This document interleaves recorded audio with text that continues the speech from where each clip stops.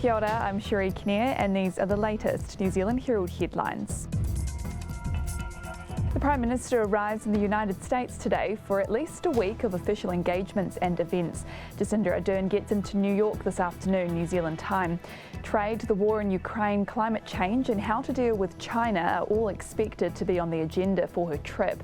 It's still not clear whether Ardern will go to the White House though, following her recent bout of COVID-19.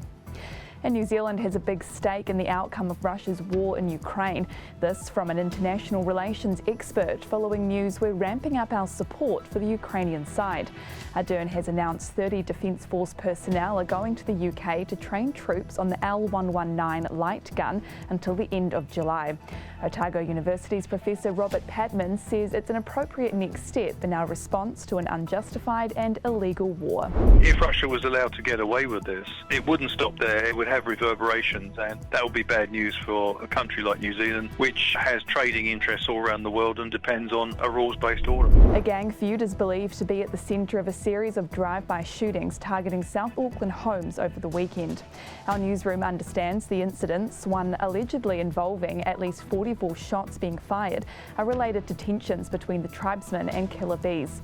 Bullets flew in Papatoetoe and Otara on Sunday and in Red Hill, Mangere and Flatbush on Saturday, the latter at a property tied to a senior killer bees member.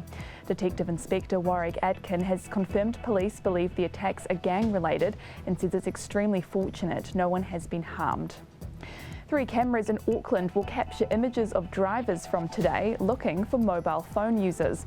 It's part of a 6-month transport agency trial costing around $380,000 and is hoped to help understand the scale of the issue. Later in the trial, the cameras will also look for people not wearing seatbelts, but as police aren't involved, there won't be any enforcement. AA Motoring Affairs Manager Simon Douglas says it's a growing problem and a key road safety issue. We have done a survey recently at the AA and 75% of respondents think that they've seen more people on cell phones this year than last year. And the government has set aside nearly $500 million for purchasing and rolling out another dose of the COVID-19 vaccine if one is required. COVID-19 Minister Chris Hipkins' office confirmed on Monday that a decision to roll out a 4th dose had not yet been made. Israel and Germany already offer a 4th dose to all adults, while the UK rolled out a 4th dose to over 75s and other vulnerable groups in April.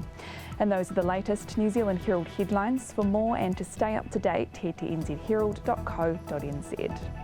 Thanks for checking out our YouTube channel. To stay up to date with all the latest news from the New Zealand Herald, click the subscribe button below or check out one of the videos here and head over to nzherald.co.nz for more details on these stories and more.